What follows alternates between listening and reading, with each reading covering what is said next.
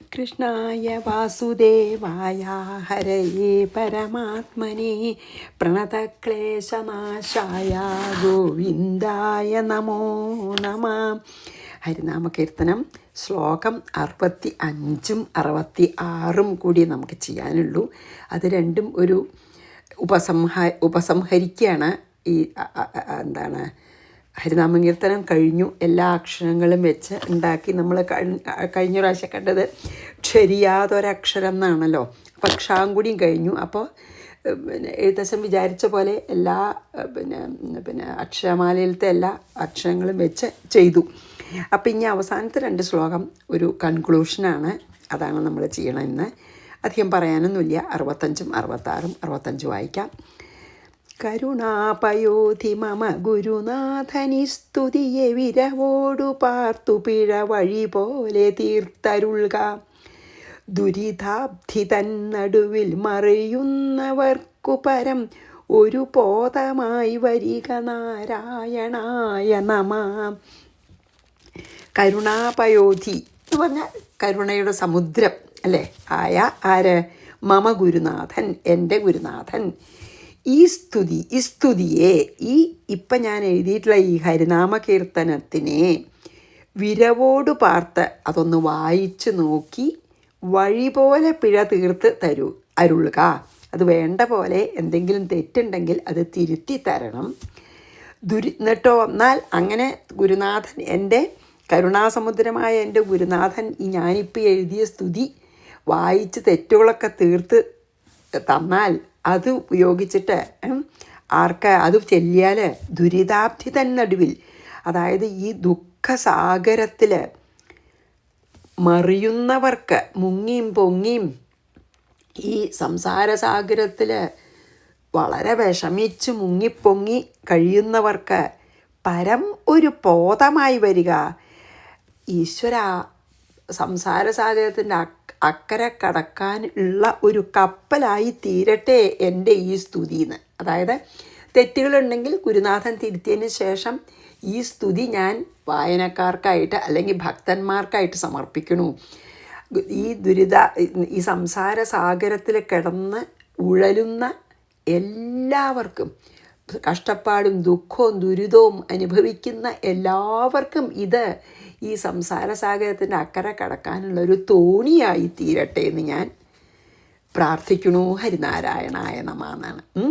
അതായത് ഈ എന്തൊരു ബഹുമാനാണ് ഗുരുവിനെ അല്ലേ. കാരുണ്യ സമുദ്രം എന്ന് പറയുന്നുണ്ടല്ലേ. കരുണാപയോധി, കാരുണ്യം അങ്ങേയറ്റുള്ള എൻ്റെ ഗുരുനാഥന് ഇത് വായിച്ച് നോക്കി എന്ത് തെറ്റുണ്ടെങ്കിലും ഒക്കെ തിരുത്തി, എന്തൊരു വിനയാണ്. അങ്ങനെ ഈ സംസാരസാഗരത്തിൽ കിടന്നൊഴുന്ന ദുഃഖനുഭവിക്കുന്ന എല്ലാവർക്കും ഈ സ്തുതി ആ സംസാരസാഗരത്തിൻ്റെ കരയ്ക്കെത്താൻ ഉപകാരമാവട്ടെ. നാരായണ നമസ്കാരം എന്നാണ് അല്ലേ. അപ്പോൾ ഈ അത് സാധാരണ എല്ലാ ഇതും കഴിഞ്ഞാൽ നമ്മളിങ്ങനെ ഒരു എല്ലാവർക്കും ഉപകാരമാവട്ടെ, അല്ലെങ്കിൽ മയപ്പത്തോളമൊക്കെ ആണെങ്കിൽ പീഡാപഹത്യ എന്നൊക്കെ പറയൂലോ. അതായത് ഈ 89 അല്ല അതെ ഈ വിഷ്ണു മഹത്വം ഒക്കെ പറഞ്ഞാൽ അവസാനം പറയൂലോ. ആ 12ാമത്തെ ശ്ലോകമാണ് തോന്നുന്നുണ്ട്. അതായത് ആർത്തിം തീർത്വാ സമസ്താം അമൃതപദമഗു സർവത സർവലോകാഹ സത്വം വിശ്വാർത്തി ശാന്തിയൈ. വിശ്വത്തിൻ്റെ മുഴുവൻ ആർത്തി. അങ്ങനെ സാധാരണ പല ഗ്രന്ഥകാരന്മാരും അവസാനം എത്തുമ്പോൾ അങ്ങനെ ഒരു വിശ്വത്തിൻ്റെ മുഴുവൻ ശാന്തിക്കായിട്ട് അതുപോലെ പറയാണ് ഞാനിത്.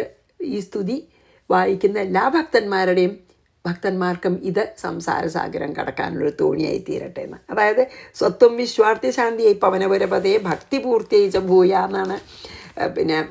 മേപ്പത്തൂർ 88ാമത്തെ കൃഷ്ണാവതാരം കഴിഞ്ഞു. ഇന്ന് പിന്നെ ഏകാദശത്തിലേക്ക് പോവുമല്ലോ വിഷ്ണുവിൻ്റെ മഹത്വമൊക്കെ പറഞ്ഞിട്ട്. അപ്പോൾ ഇപ്പോൾ വ്യാസനാണെങ്കിലും വ്യാസഭഗവാനാണെങ്കിലും എല്ലാ പുരാണങ്ങളിലും എല്ലാ ഇങ്ങനത്തെ പുസ്തകങ്ങളിലും ഇത് ലോകത്തിന് മുഴുവൻ ഉപകാരട്ടെ. അവർക്ക് വേണ്ടിയിട്ടല്ല ചെയ്യണത്, ലോകോപകാരത്തിനായിട്ടാണ്. അപ്പോൾ അങ്ങനെ തന്നെ പറഞ്ഞിട്ടാണ് ഇതിൽ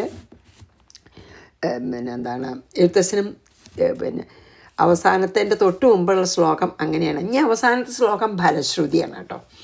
അത് ഇത് ചെല്ലിയാൽ എല്ലാവർക്കും നന്മ വരും എന്ന് പറഞ്ഞ് എല്ലാവരെയും ഇത് ചെല്ലാൻ ഉള്ളൊരു പ്രേരണയായിട്ടൊരു ഫലശ്രുതി. അതാണ് അടുത്തത്. അപ്പം 65 അതാണ് പറയണത്, എന്താ എല്ലാവർക്കും ഈ സംസാരസാഗരം കടക്കാനുള്ള ഒരു തോണിയായി തീരട്ടെ എൻ്റെ ഈ ഞാൻ ഇപ്പോൾ ഭഗവാന്റെ അനുഗ്രഹം കൊണ്ട് എഴുതിയിട്ടുള്ള ഈ ഹരിനാമ കീർത്തനം. കരുണാപയോധി മമ ഗുരുനാഥനി സ്തുതിയെ വിരവോടു പാർത്തു പിഴവഴി പോലെ തീർത്തരുൾക. ദുരിതാബ്ധി തന്നടുവിൽ മറിയുന്നവർക്കു പരം ഒരു ബോധമായി വരിക. നാരായണായ നമ. ഈ ഇതിലത്തെ ഏറ്റവും അവസാനത്തെ ശ്ലോകം 66 കേട്ടോ.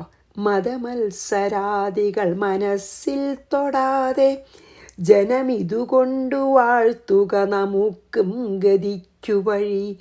ഇതു കേൾക്കതാനിതൊരു മൊഴിതാൻ പഠിപ്പവനും പതിയാ ഭവാംബുധിയിൽ. നാരായണായ നമ.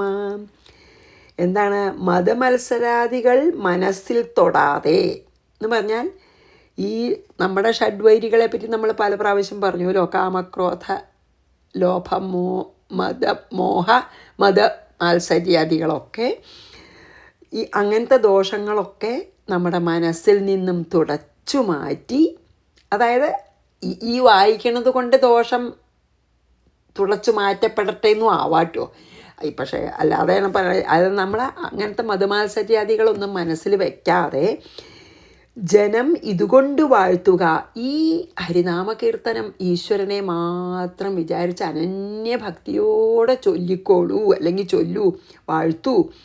ഈ കീർത്തനം പാടി ഭഗവാനെ സ്തുതിക്കൂ. എന്നാൽ നമുക്കും ഗതിക്കു വഴി, നമുക്കും അത് മോക്ഷത്തിന് മാർഗം കാണിച്ചു തരും. ഇതു കേൾക്കതാൻ ഇതൊരു മൊഴി താൻ പഠിപ്പവനും. ഈ ആരെങ്കിലും ചെല്ലണത് കേൾക്കേ, ഇനി അവനോ വായിക്കണമെന്നില്ല, ആരെങ്കിലും ചെല്ലണത് കേൾക്കേ, ഇതിൽ ഒരു ശ്ലോകമെങ്കിലും പഠിക്കേ ചെയ്യണ ആളക്കും ഭവാംബുധിയിൽ പതിയ. അങ്ങനെയുള്ള ഭക്തൻ ഒരിക്കലും സംസാര സമുദ്രത്തിൽ മുങ്ങി ദുഃഖഗർത്തത്തിലേക്ക് വീഴുകയില്ല. നാരായണായ നമ എന്നാണ്. അതായത് ശരിക്കും പറയാച്ചാൽ മതമത്സരാദികൾ മാറ്റി വായിക്കുക എന്നും പറയാം. ഇത് വായിച്ച് മതമാത്സര്യാദികളെ മാറും. അപ്പോൾ പിന്നെയും വായിക്കുമ്പോൾ മനസ്സ് ശുദ്ധമാവുമല്ലോ. അതാണ് പറയണത്. അങ്ങനെ മതമാത്സര്യാദികളെ മാറ്റാൻ കഴിവുള്ളതും അത് കഴിഞ്ഞ് മതമാത്സര്യാദികളെ മാറ്റിയതിന് ശേഷം ഈ ഹരിനാമകീർത്തനം പാടി ഭഗവാനെ സ്തുതിക്കൂ. അത് എഴുതിയ എനിക്കും ഇത് പഠിക്കുന്നവർക്കും അല്ലെങ്കിൽ കേൾക്കുന്നവർക്കും ഒരു ശ്ലോകമെങ്കിലും പഠിക്കാൻ ശ്രമിക്കുന്നവർക്കും ഒക്കെ ഈ സംസാര സാഗരത്തിൽ ദുഃഖഗർത്തത്തിൽ വീണ് മുങ്ങി പൊങ്ങണ്ടി വരില്ല. അത് ഉറപ്പാണ്, ദുഃഖിക്കില്ല. അങ്ങനെ നാരായണ നമസ്കാരം. അപ്പോൾ പിന്നെ എന്താണ്, ഒരു ഫലശ്രുതി പോലെയാണത്. ഇത് ചെല്ലിയാൽ നല്ലതാണെന്ന് പറഞ്ഞിട്ട്, കാരണം എല്ലാവർക്കും ചെല്ലാനുള്ളൊരു ഇൻസ്പിറേഷനാണല്ലോ. അപ്പം അങ്ങനെ പറഞ്ഞാൽ എപ്പോഴും അങ്ങനെയാണ്. നമ്മൾ ഫലാപേക്ഷയോട് കൂടി ചെയ്യാൻ പാടില്ല എന്ന് പറയുന്നേ ഉള്ളൂ. ആദ്യം ഫലാപേക്ഷയോട് കൂടിയാണ് എല്ലാവരും തുടങ്ങുക. പിന്നെയാണ് നമ്മൾ യാതൊരു ഫലാപേക്ഷ ഇല്ലാതെ എല്ലാം ഭഗവാന് അർപ്പണമായിട്ട് ചെയ്യാൻ സാധിക്കണതൊക്കെ നമ്മൾ ആധ്യാത്മികമായിട്ട് പതുക്കെ പുരോഗമിക്കുമ്പോഴും ജീവിതത്തിലത്തെ അനുഭവങ്ങളെ കൊണ്ടും എല്ലാം ആണല്ലോ. അപ്പോൾ എല്ലാ പിന്നെ ഗ്രന്ഥകാരന്മാരും ഇതുപോലെ ഫലശ്രുതി എഴുതും. ഭാഗവതത്തിലൊക്കെ ഫലാപേക്ഷ കൂടാതെ വേണമെന്ന് പറഞ്ഞാലും എല്ലാ സ്തുതിയും ഇത് ചെല്ലണവർക്ക് നല്ലത് വരും എന്നൊക്കെ പറയുമല്ലോ. അങ്ങനെയാണല്ലോ. അപ്പോൾ പിന്നെ അതുതന്നെയാണ് എഴുത്തച്ഛനും ഇവിടെ ഇതായത്. അപ്പം അങ്ങനെ ആരാണ് ഈ കീർത്തനം ഭക്തിയോടുകൂടി ചൊല്ലി ഭഗവാനെ സ്തുതിക്കുന്നത് അവർക്കൊക്കെ നന്മ വരട്ടെ എന്ന് ഇതെഴുതിയ എഴുത്തച്ഛനും നന്മ വരട്ടെ എന്ന് അവനൊന്ന് തന്നെ പറയാണ്. അപ്പോൾ നമുക്ക് 66-ാമത്തെ ശ്ലോകം ചൊല്ലി നമുക്കിന്നിവിടെ അവസാനിപ്പിക്കാം. ആൻഡ് ഇതൊന്ന് വായിക്കാനും അതിനെപ്പറ്റി കൂടുതൽ അറിയാനും കുറച്ചെങ്കിലും ഭഗവാനെ ഭക്തി വർദ്ധിക്കാനും ഉപയോഗമായിട്ടുള്ള ഈ ഹരിനാമ കീർത്തനം എന്നെക്കൊണ്ട് ചെയ്യിച്ചതിനും ഭഗവാൻ ഒരുപാട് നന്ദി പറഞ്ഞുകൊണ്ട് ഞാൻ നമസ്കരിക്കുകയാണ്. കാരണം ചെയ്യാനുള്ള അർഹത ഉണ്ടായിട്ടൊന്നുമല്ല, പക്ഷെ ഭഗവാൻ എന്നെക്കൊണ്ട് ഭാഗവതവും നാരായണീയവും ഇപ്പോൾ ഇതൊക്കെ ചെയ്യിപ്പിച്ചു എന്ന് മാത്രം തന്നെയുള്ളൂ. നമ്മൾ ഭഗവാന്റെ കയ്യിലത്തെ വെറും ഒരു ഒരു ഒരു ഉപകരണമാണ് എന്ന് വിചാരിച്ചുകൊണ്ട് തന്നെ സർവം ശ്രീകൃഷ്ണാർപ്പണമസ്തു എന്ന് പറഞ്ഞ് ഞാൻ ഈ ശ്ലോകം ഒന്നും കൂടിയും വായിക്കാം. മതമത്സരാദികൾ മനസ്സിൽ തൊടാതെ ജനമിതുകൊണ്ടു വാഴ്ത്തുക നമുക്കും ഗതിക്കു വഴി. ഇതു കേൾക്കതാനിതൊരു മൊഴി താൻ പഠിപ്പവനും പതിയാഭവാം ബുധിയിൽ. നാരായണായ നമ നാരായണായ നമ നാരായണായ നമ നാരായണായ നമ നാരായണായ നമ നാരായണ സകല സന്താപനാശകജ ഗന്നാഥ വിഷ്ണു ഹരി നാരായണായ നമ. ശ്രീകൃഷ്ണാർപ്പണമസ്തു. സർവത്ര ഗോവിന്ദനാമ സങ്കീർത്തനം. ഗോവിന്ദ ഗോവിന്ദ. ഗുരുവായൂരപ്പ ശരണം.